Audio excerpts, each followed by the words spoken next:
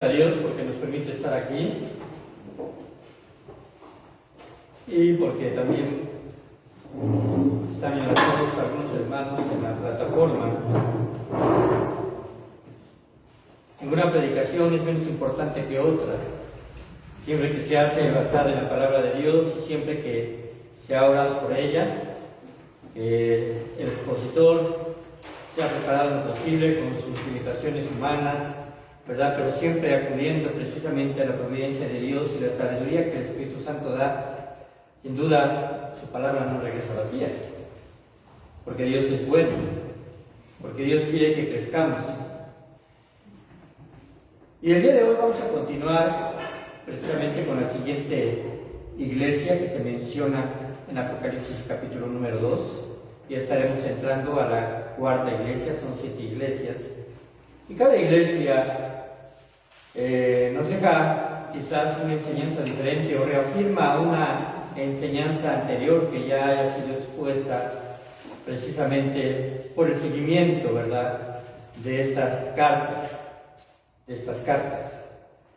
En la Biblia no solamente encontramos las cartas de Pablo a Corintios, las cartas a Gálatas, las cartas a Filipenses, Tesalonicenses, Colosenses, sino en forma resumida en 2 capítulos del libro de Apocalipsis encontramos 7 cartas. 7 cartas que no, al igual que Pablo, ¿verdad?, aborda a detalle algunos problemas, como lo hemos estado viendo los miércoles con la iglesia de Corinto, sino de forma más general, pero incluso con una autoridad sobrenatural, porque es Jesucristo precisamente quien está enviando esas cartas a las iglesias. Y entendamos que cuando se habla acerca, ¿verdad?, con respecto precisamente al ángel de las iglesias o al ángel de cada una de las iglesias, se refiere al enviado o al pastor. A esto pues ha presentado algunas dificultades para algunos teólogos, porque la palabra precisamente ángel significa también, ¿verdad?, quien es enviado, como un mensajero. Y pues en realidad, hermanos, pues la interpretación más exacta se ha dado precisamente para esto, porque se habla de forma local, se habla como si fuese a una persona, porque es precisamente quien será el expositor de estas cartas. Y hermanos, eso para esos pastores que no se mencionan por nombre fue una gran bendición, porque de forma directa está hablando nuestro Señor Jesucristo y dando en la médula de los problemas de cada una de ellas. Pero antes de pasar a la carta de Apocalipsis capítulo número 2, vayamos a Hechos 16. Vayamos a Hechos 16.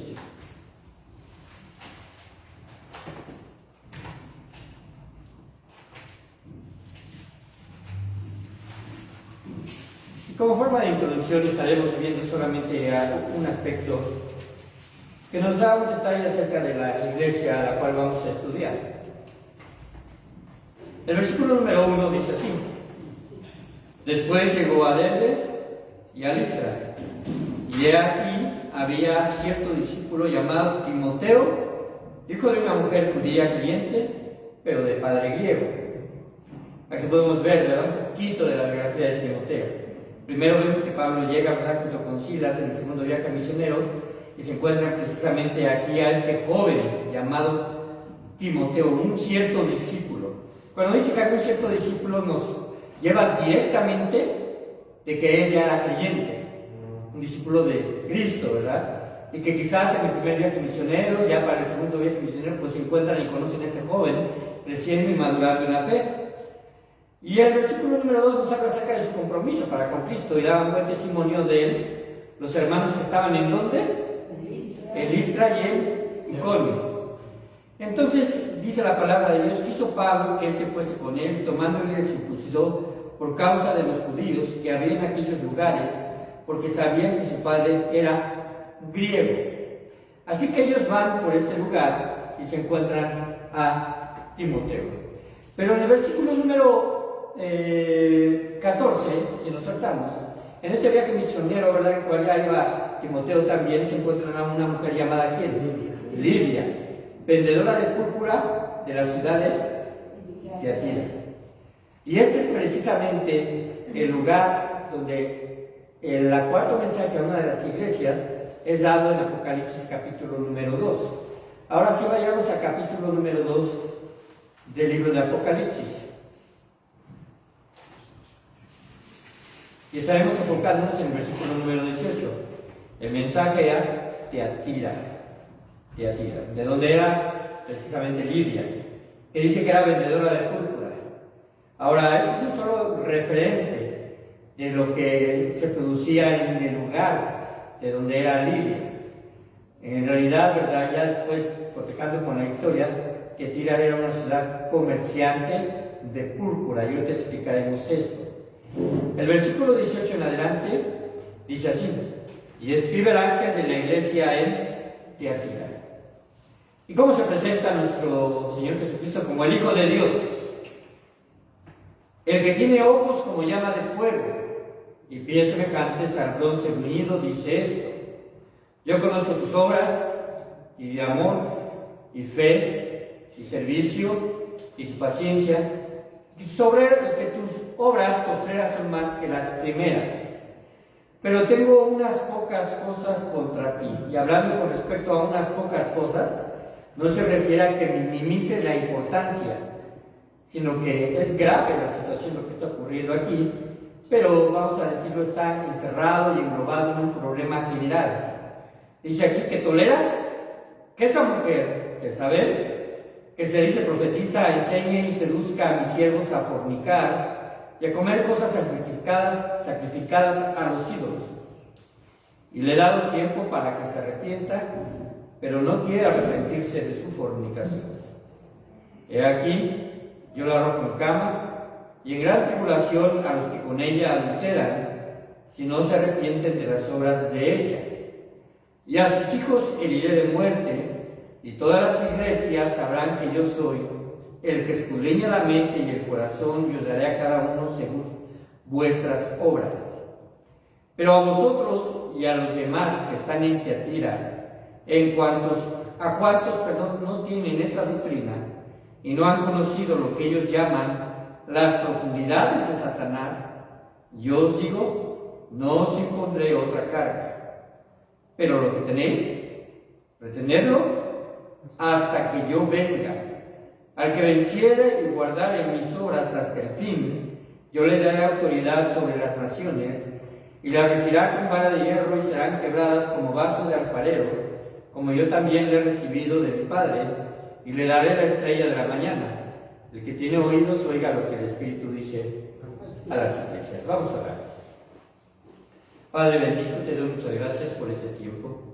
Pido tu bendición.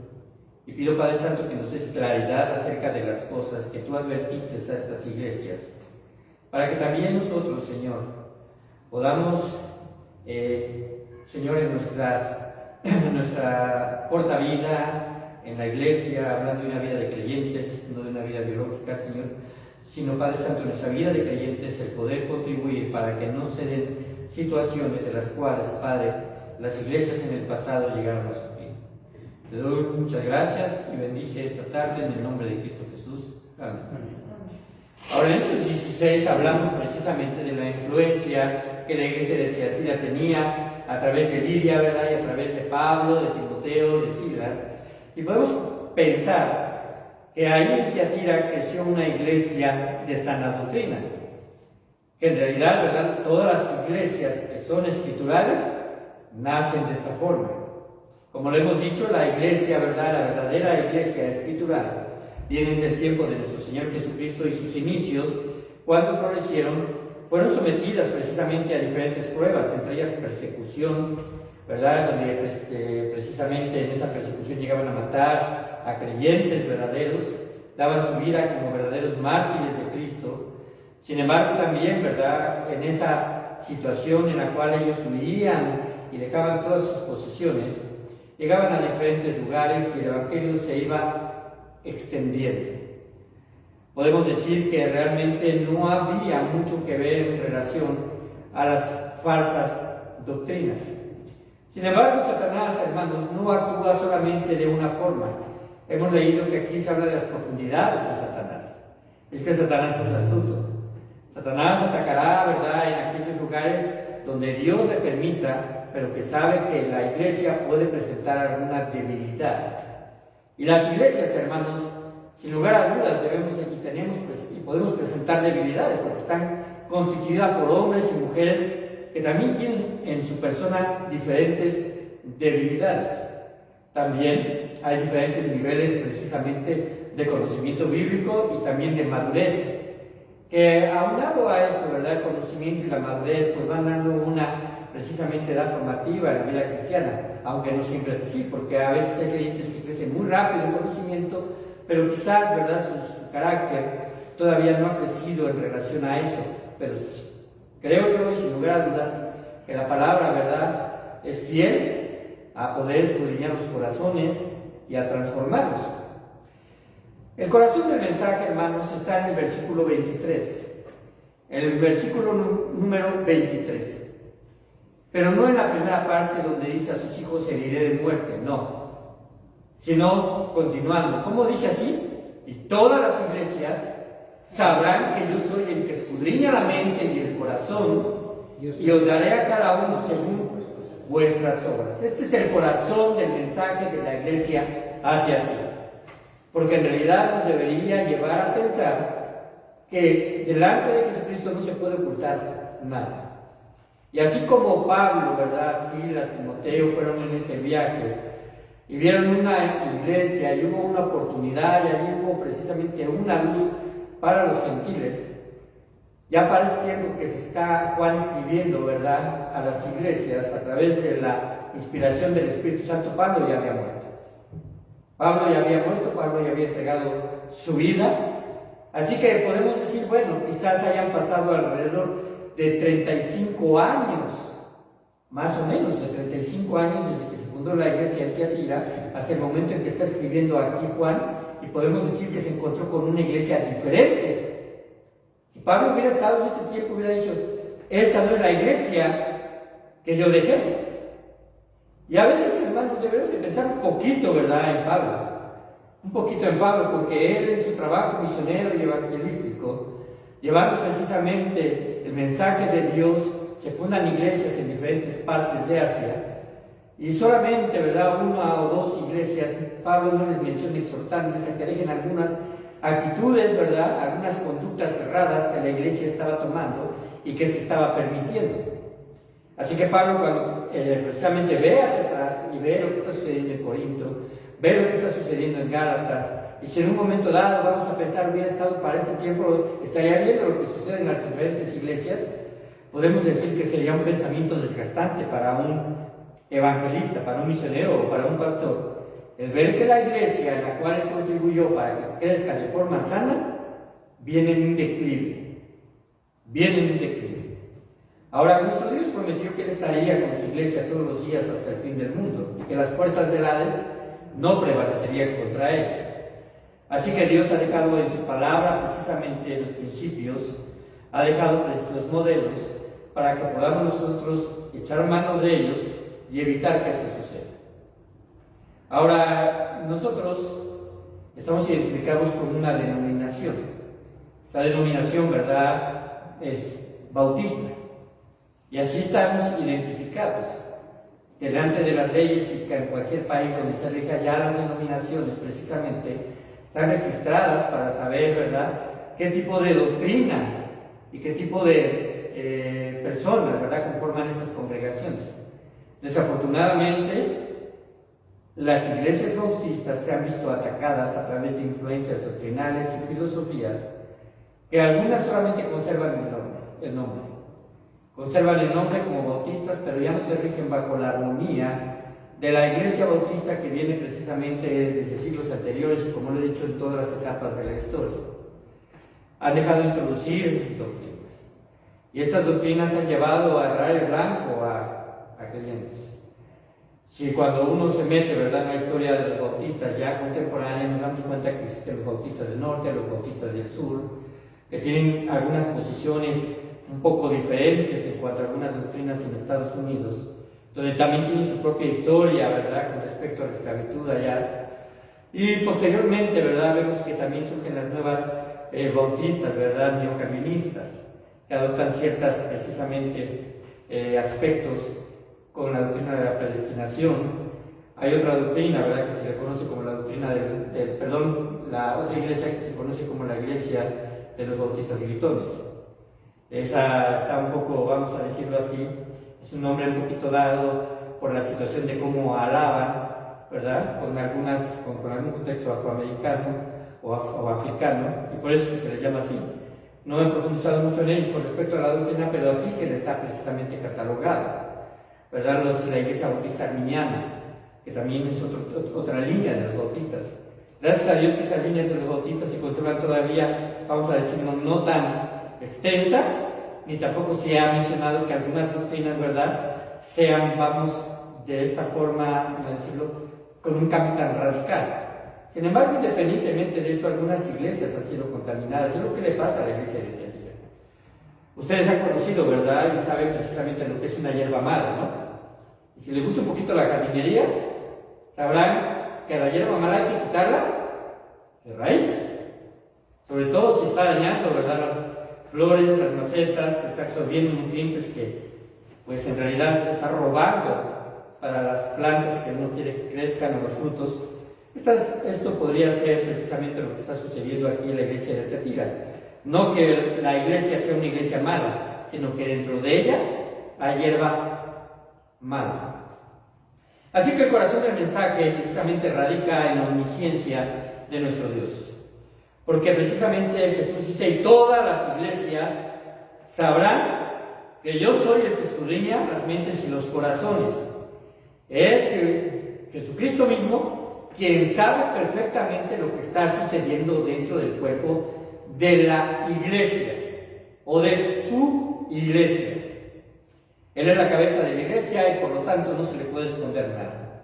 El fondo histórico de la iglesia de Tiatira, bueno, solamente geográficamente hablando, está a unos 64 kilómetros al sur de la iglesia que se le había escrito anteriormente de Pérgamo, porque en realidad hace una media luna el recorrido de las iglesias, empezando por Éfeso y terminando en la Odisea. Empezando por Éfeso, en la zona, vamos a decirlo, la parte oeste, ¿verdad? Si nos vamos en forma lineal, donde está también Jerusalén, aquí está Asia, aquí estaría Éfeso, continuaría hasta Asia Menor y llegaría a la Odisea sin llegar hasta lo que se conoce Palestina. Esta era una ruta normal de comercio y una ruta normal del correo romano, porque ya para entonces existía el correo. No sé cuánto se tardaría en llegar una carta, ¿verdad?, de un lugar a otra, pero eran caminos que ya habían sido precisamente, pues, construidos, exactamente, se iba a decir fabricados, construidos por el Imperio Romano, ¿no? En realidad, pues de ahí proviene el hecho, ¿verdad?, que todos los caminos llegan a Roma, porque ellos hacían eso con tal de poder llevar a sus ejércitos hasta los lugares donde el imperio precisamente se extendía. Así que estaba situada a 64 kilómetros de Pérgamo y en realidad era también una ciudad griega. No debemos de perder en énfasis esto, poner énfasis, y atención en esto, porque la influencia griega precisamente empañaba a las culturas de las diferentes ciudades. Tenían, como lo hemos dicho, dentro de sus dioses, los dioses de la mitología griega, el mayor, ¿verdad?, precisamente de ellos, Zeus, Apolos, me parece que dentro de la mitología romana, pero continuaba precisamente con esas creencias y sus filosofías que en ese entonces estaban en moda.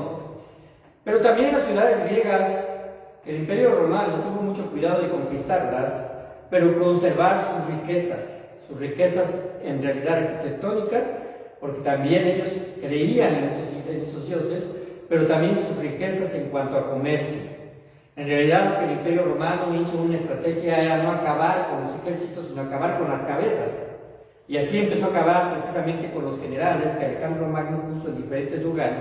Y ahí en Tiatira estaba uno de ellos, 4 de ellos, y ahí estaba uno de ellos. Y entonces, al acabar con él, pues es conquistada esta ciudad. Precisamente, este general se llamaba Nicanor. Era una ciudad, hermanos, célebre en el comercio de hiladuras de lana y tintorerías. Ahora, ¿qué se imagina usted cuando dice uno tintorerías? En primer lugar, ¿verdad? A veces con nuestro contexto contemporáneo me imagino donde planchan la ropa, ¿verdad? Una tintorería. Pero en realidad tintorería no se refiere a eso aquí. Tiene que ver con tintes. Por eso de ahí proviene la palabra, tintorería. Tiene que ver con tintes. Ellos tenían las telas. Y una de las telas más valiosas era aquella que era teñida por púrpura. Los estudios, ¿verdad?, enseñan, y no solamente enseñan, sino si esto sí está comprobado, científicamente, porque actualmente todavía existen estos animales, los moluscos y las cochinillas proveían de este tinte rojo, que era precisamente con el que se teñían las telas que pertenecían a la realeza o a las personas de alta alcurnia. Eran telas costosas. Y además vemos que Lidia se dedicaba a vender púrpura, el tinte para estas telas. De ahí podemos caer que Lidia no era una creyente pobre, era una creyente que en realidad, ¿verdad?, tenía medios económicos y seguramente iba hasta la ciudad de Tiatira para poder traer ese tipo de cultura. Ahora, todo eso en relación a una ciudad comercial, podemos ver que es una ciudad próspera. No podemos compararla en tamaño a nuestras ciudades comerciales, pero sí en realidad podemos compararla en el sentido de que hay mucha gente, como Monterrey, Guadalajara, Ciudad de México, ¿verdad?, que son ciudades comerciales, donde uno puede decir encuentra uno de todo. Entonces era una ciudad donde vivía mucho la gente y pasaba precisamente a comprar y a comerciar. Es ahí donde precisamente nuestro Señor Jesucristo le está hablando. Y una de las cosas que vamos precisamente a ir desglosando es que Jesucristo se presenta como el Hijo de Dios. Él se presenta como el Hijo de Dios. Y nuestro Señor Jesucristo, que tampoco vamos a adentrarnos a eso porque Él mismo se ha designado como el Hijo de Dios, y aparecen precisamente muchos textos en el Nuevo Testamento donde se infiere o se declara de forma directa de que Jesucristo es el Hijo de Dios. Ahora, cuando se dice el Hijo de Dios, el contexto de hijo, ¿verdad?, que nosotros entendemos en relación a Jesucristo es de posición, no de un aspecto biológico. Nuestro Señor Jesucristo en posición y por respecto a la Trinidad es una de las personas en las cuales nuestro Dios, ¿verdad?, que es todopoderoso, se puede manifestar. Ahora, hay una doctrina precisamente que se habla, no es la doctrina trinitaria, sino teísta, en donde se dice que Dios tiene la capacidad de ser Padre en un momento, Hijo en otro momento y Espíritu Santo en otro momento. Esto es muy diferente a la doctrina de la Trinidad, porque si ustedes se dan cuenta, aquí habla precisamente de procesos donde solamente coexiste una persona, ya sea como Padre, o como Hijo, o como Espíritu Santo. Pero la doctrina de la Trinidad no habla de esto, habla de que las tres personas de Jesucristo cohabitan, coexisten, comparten en el mismo momento todas sus características y atributos y son un solo Dios, un solo Dios. Una característica que para nosotros es un misterio, pero ha sido revelada a través de las Escrituras y por lo tanto no afecta ni interfiere, por el contrario sustenta toda la posibilidad, en lo que cabe el contexto de la palabra posibilidad, de que para Dios nada es imposible. Para Dios nada es imposible. Pero después Él se presenta precisamente como el que tiene ojos como llama de fuego. Esto tiene que ver mucho precisamente con el aspecto de que todo lo conoce, todo lo escudriña y además todo lo juzga, unido precisamente al aspecto de los pies como bronce bruñido, como un bronce bruñido, perdón. El bronce bruñido es un bronce precisamente que ya ha sido procesado y que es totalmente limpio, pero que representaba prácticamente el aspecto precisamente de quien golpea o quien juzga. Y el versículo 19 pues solamente es una continuación de ese aspecto del conocimiento de Dios, el preconocimiento y todo lo que sabe con respecto a nosotros. Dice ahí nuestro Señor Jesucristo, el cual se presenta así como el Hijo de Dios: yo conozco tus obras y amor y fe y servicio y tu paciencia, que tus obras postreras son más que las primeras. Esto es muy hermoso en realidad con respecto a lo que se espera de una iglesia, porque está hablando acerca de que es una iglesia que actúa. Aquí está hablando del aspecto de obras de forma positiva, no de forma negativa. Está hablando de lo que la iglesia hace por el reino de Dios. Pero también habla acerca de la motivación por lo cual lo hace, que es el amor. Y es la verdadera motivación para que nosotros actuemos también dentro de la iglesia. Y menciona fe, es decir, su fe está bien puesta y está precisamente enfocada en Dios y en su servicio también a Él. y además su paciencia. Esto nos habla precisamente de que era una iglesia que quizás estaba pasando por tribulaciones, por pruebas, y que nuestro Señor lo reconoce. Pero también dicen que tus primeras obras, o tus obras postreras, perdón, son más que las primeras. Vemos un avance significativo en el aspecto del crecimiento de la iglesia. Es decir, es una iglesia que no se estancó, sino que ha ido mejorando. Todas las iglesias, hermanos, en Cristo debemos ir mejorando. Todas las iglesias en Cristo debemos ir y precisamente afectando a los demás miembros a través de la paciencia, el amor, la fe, y siempre estimulándonos a las buenas obras. Eso, hermanos, es lo que se espera de una iglesia. Pero cuando una iglesia empieza a crecer, como lo he dicho, todas las iglesias pueden presentar ciertas debilidades en algunos aspectos, porque quizás no todos son amorosos. Si ustedes se van a dar cuenta, aquí vamos a ver que hay algunos que no comparten y armonizan con el aspecto precisamente de haberse dejado influenciar por esta mujer, que sabe que vamos a ir ahorita un momento a ver un poco sobre eso, pero otros sí. Entonces Satanás siempre va a estar atento a aquellas cosas que pueden afectar a la iglesia.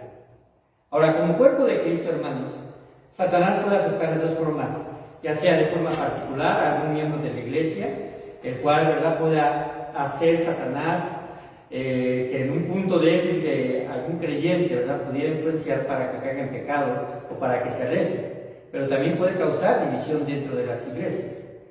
Dice el versículo 20 y empiezan precisamente estos aspectos con respecto a lo negativo. Ya después de haber dado algunas palabras de aliento a la iglesia y decirle, bueno, yo reconozco esto de tu parte, pero sí hay algo de lo cual no me agrada.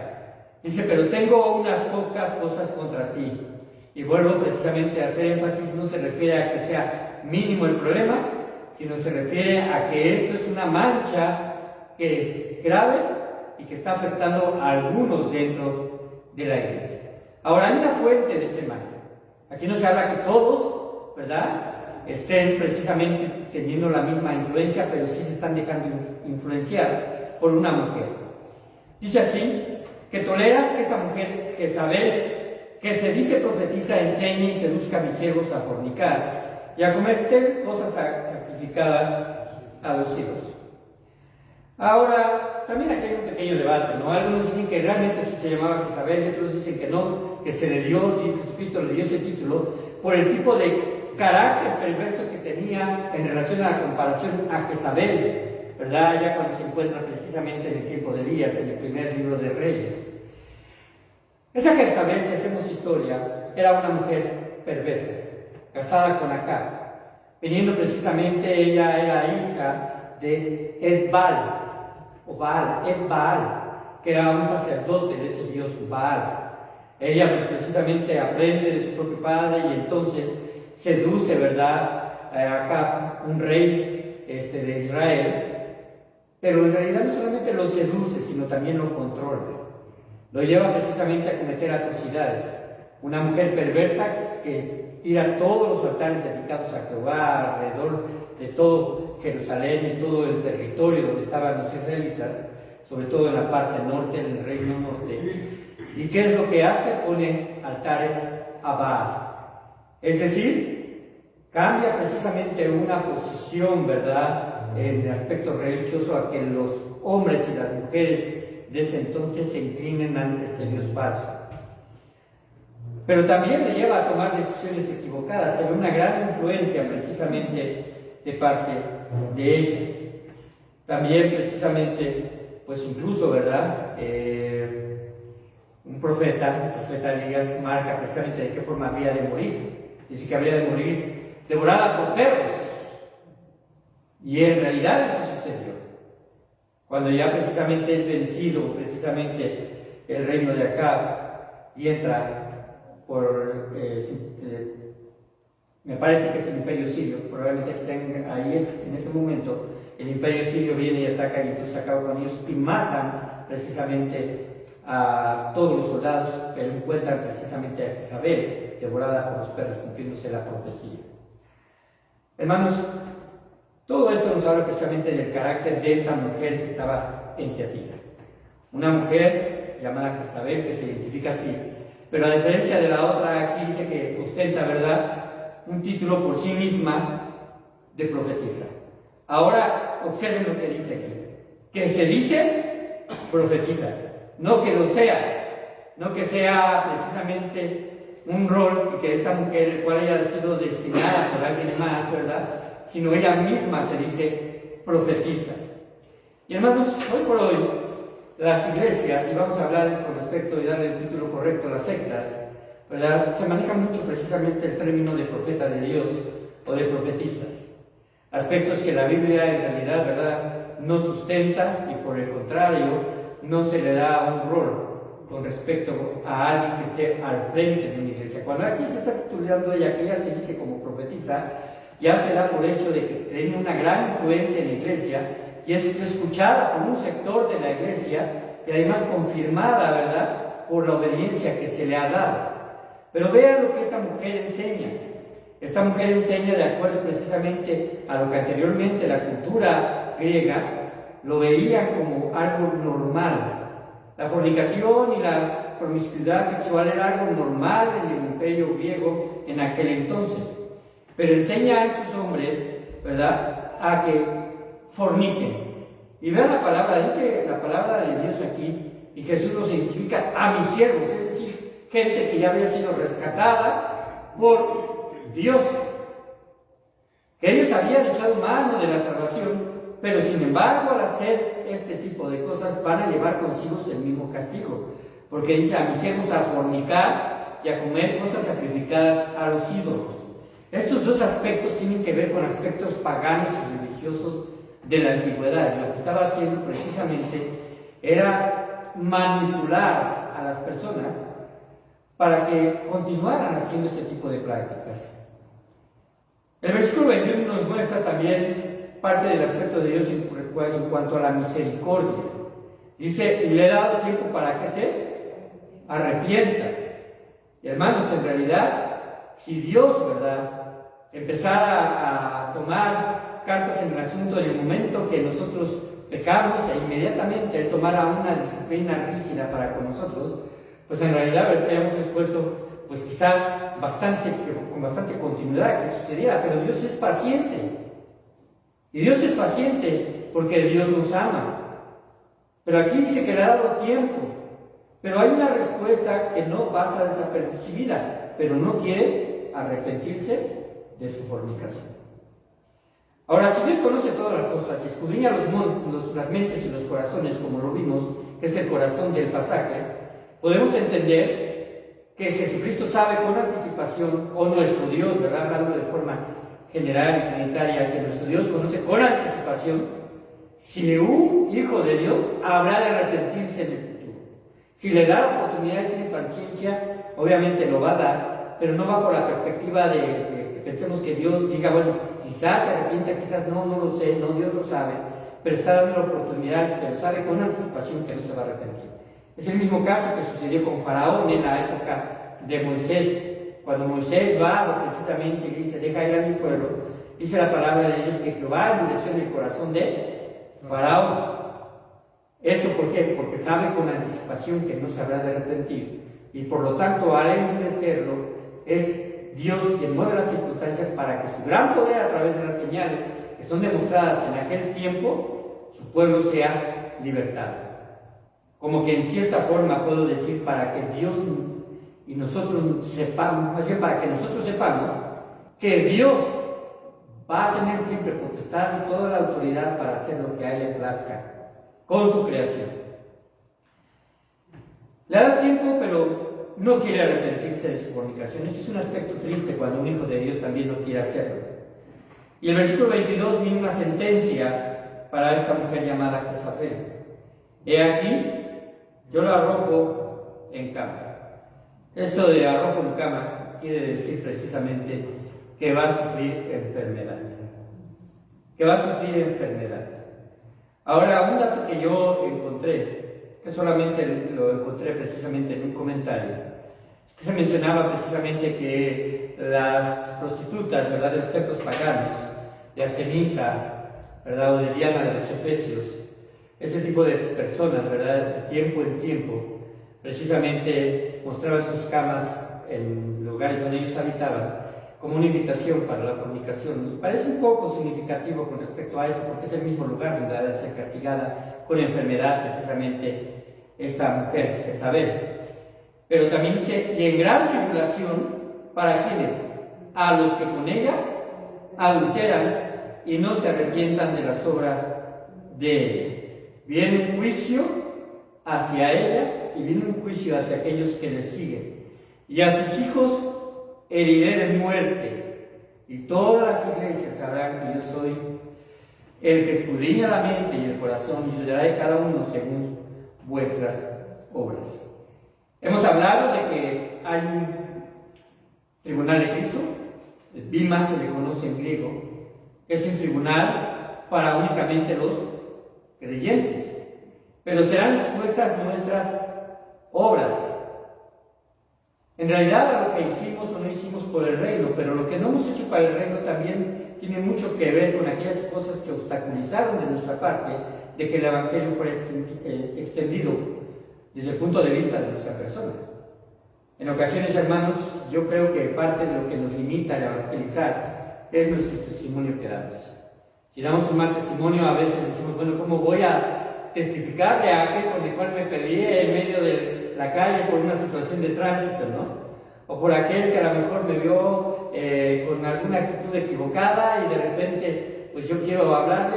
Esto cuesta un poco más de trabajo y es un reto enorme para nosotros los creyentes, hermanos, el poder nosotros tener una conducta correcta en cualquier lugar y ante cualquier persona, porque no sabemos cuán tarde, cuán temprano Dios nos dará la oportunidad de predicarles y que nuestro testimonio no sea un impedimento. Dice el versículo 24: pero a vosotros y a los demás que están en Tiatira. Qué hermoso que nuestro Señor Jesucristo, ¿verdad?, no generaliza el mal de algunos que oran dentro de las congregaciones, lo particulariza. Él sabe quiénes sí están actuando de forma equivocada y quiénes no están actuando de forma equivocada. Dice, pero a vosotros y a los demás que están en Tiatira, a cuantos no tienen esa doctrina, es decir, a los que todavía guardan esa doctrina, que se oponen a esta doctrina en este momento de lo que estaba enseñando Jezabel, ¿verdad?, que han tenido precisamente la disposición de poder precisamente aprender de esto. Yo me imagino que también orar a Dios porque esta situación se acabe y que responda a Dios, ¿verdad?, disciplinando a estas personas. Les dice a ellos, y no han conocido lo que ellos llaman las profundidades de Satanás. Este aspecto que aquí se menciona con respecto a Satanás, a las profundidades de Satanás, tiene que ver, ¿verdad?, mucho más con la forma de actuar, con las intenciones y las motivaciones que tiene Satanás para con los creyentes, que no son nada buenas. Lo he dicho, Satanás no tiene una pizca de misericordia. Satanás no tiene una pizca, ¿verdad?, de compasión. Él no agarra y dice, bueno, esta persona ya está caída, que a lo mejor la voy a dejar un poco en paz, ¿no? Él quiere terminar su obra hasta destruir al mundo, a las personas, a los impíos, hasta que su corazón se endurezca al Evangelio de tal forma que no puedan precisamente o no quieran arrepentirse a pesar de sus malas obras, a pesar del juicio de Dios, porque esto es impactante en el libro del Apocalipsis, como lo veremos más adelante, que a pesar de todo lo que viene de los juicios, dice que ni aún se arrepintieron de sus malas obras. Uno puede decir, bueno, la disciplina puede llegar a ayudar, como cuando se castiga a un hijo de forma severa, ¿no? O cuando hay una persona que tiene a lo mejor quizás a un miembro de su familia inmiscuido en las drogas y dice, por lo que puedo hacer por ti, ¿sabes qué? Simplemente es que te voy a llevar a un lugar donde estén dando tratamiento, no te voy a dar dinero, no te voy a dar ropa, no te voy a dar nada de esto, tratando quizás de que esa persona se responsabilice y tome conciencia, pero en ocasiones se endurece más el corazón, porque no se van a arrepentir de sus malos caminos. Y esto que está sucediendo, hermanos, precisamente es las profundidades de Satanás, es aquellos que no han experimentado porque han dependido más de Dios, su vida está más consagrada, su comunión es más permanente, de tal forma que Dios los libra precisamente de que Satanás tenga influencia sobre ellos. ¿En qué momento Satanás va a tener influencia, hermanos? Cuando nosotros bajamos la guardia. Dice la palabra de Dios que debemos estar atentos a eso, si no Satanás tomará ventaja. Y lo he dicho de alguna u otra forma, ¿verdad? ¿Qué pasa cuando nosotros le damos ventaja a algo? Imaginen ustedes, ¿verdad? A lo mejor que acaban de pasar las Olimpiadas a un corredor de los 100 metros, el campeón de todo el mundo, ¿verdad? Que corre en 10 segundos los 100 metros, y diga, bueno, yo tengo un contrincante que, pues, toma mucha Coca-Cola, no come bien y todo, pero lo deja a una distancia de 10 metros de la meta, con una ventaja de 90 metros. En realidad, por mucho esfuerzo que haga este campeón, esta persona, ¿verdad?, que no tiene características de un corredor, pero por la ventaja que se le da va a ganar. Satanás ocurre lo mismo, hermanos. Si descuidamos nuestra vida espiritual, él ganará ventaja. Ganará ventaja. Y otra cosa, sacará provecho. No se trata de una disciplina deportiva, se trata de la misma vida cristiana. Sacará provecho.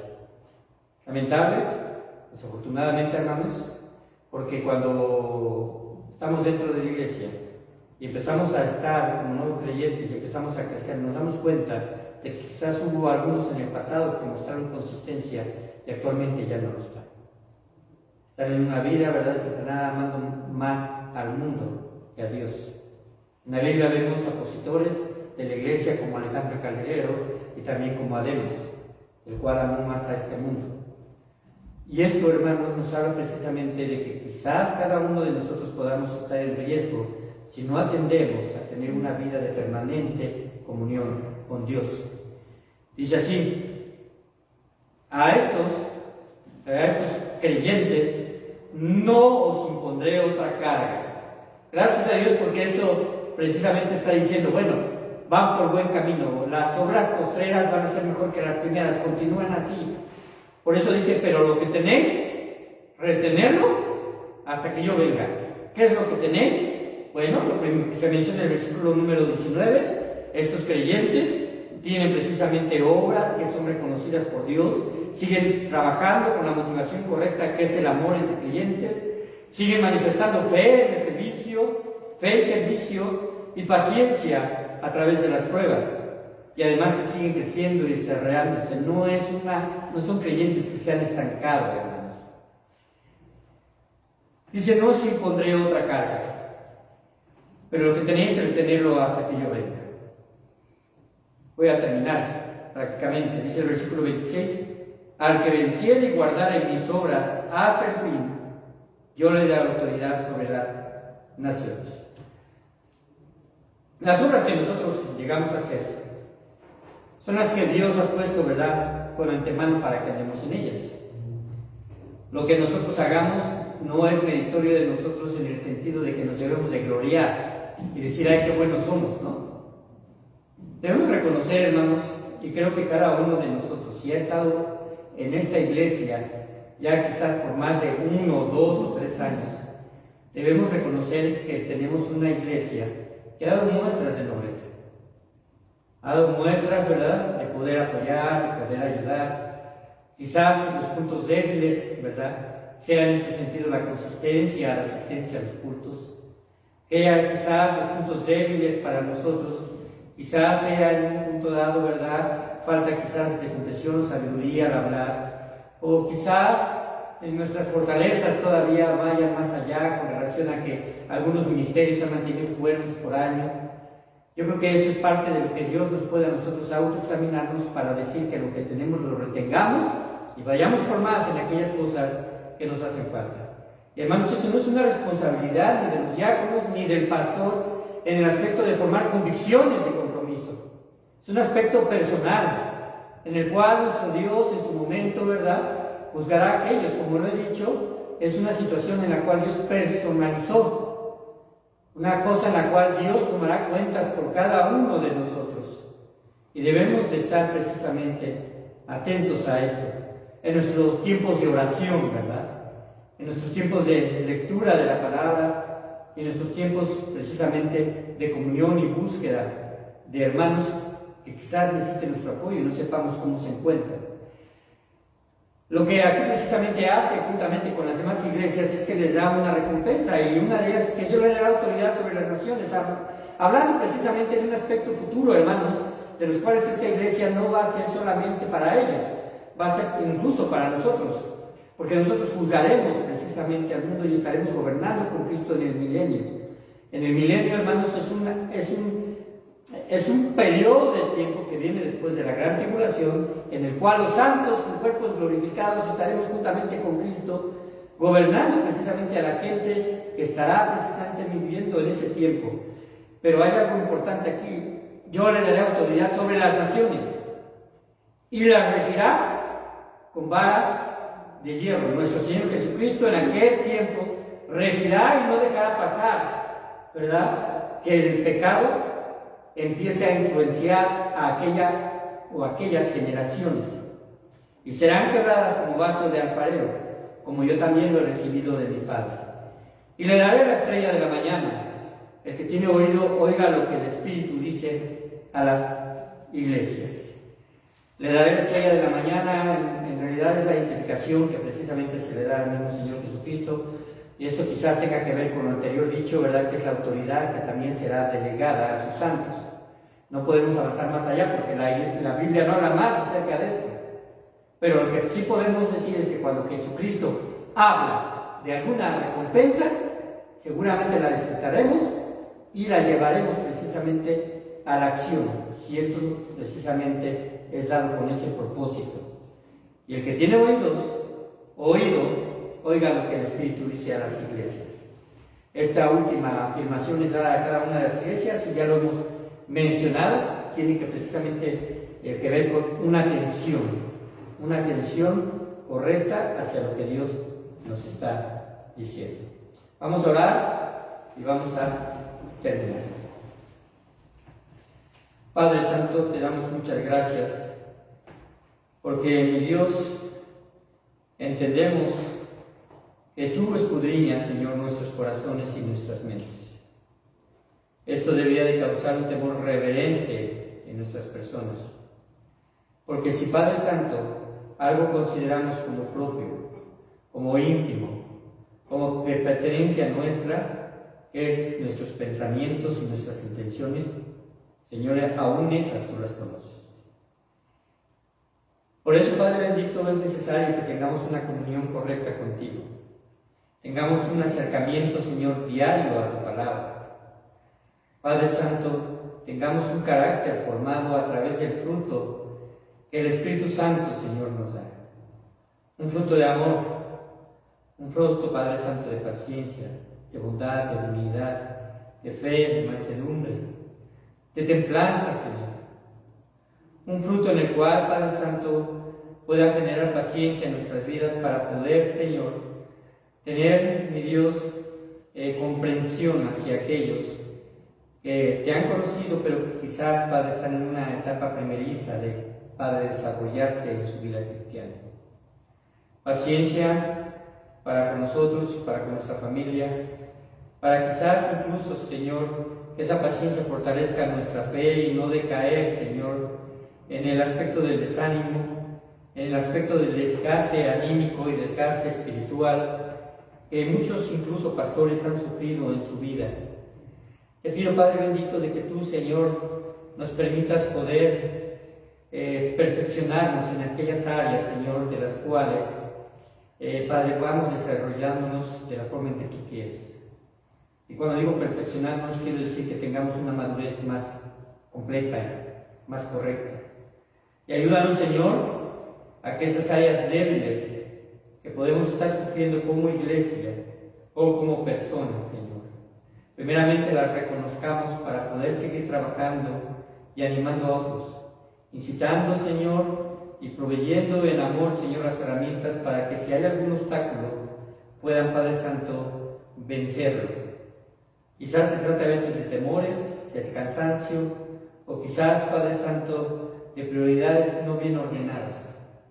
Pero tú, mi Dios, ayúdanos a poder exhortar, poder animar. Y Padre Santo, que nuestro trabajo esté cumplido.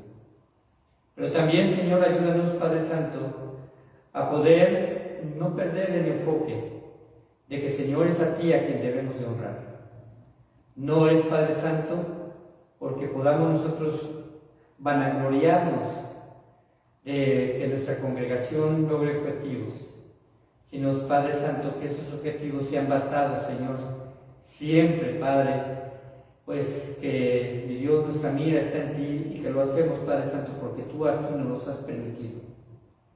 Porque has puesto gente en la cual podemos apoyar y has puesto también hermanos por los cuales podemos orar, o gente que incluso, Señor, no te ha conocido, pero que también, Padre Santo, es nuestra responsabilidad orar por ellos. Padre, sin lugar a dudas, permite que haya más que experimenten, Señor, la necesidad de ser llamados para orar por un enfermo, para interceder, Señor, por alguien que esté preso, o para poder, Padre Santo, ayudar a alguien que esté quizás en una esquina pidiendo quizás solamente un trozo de pan o algo que comer. Bendice, Señor, nuestras vidas como lo has seguido haciendo. Y que tu nombre sea glorificado a través de todo esto, en el nombre de Cristo Jesús. Amén.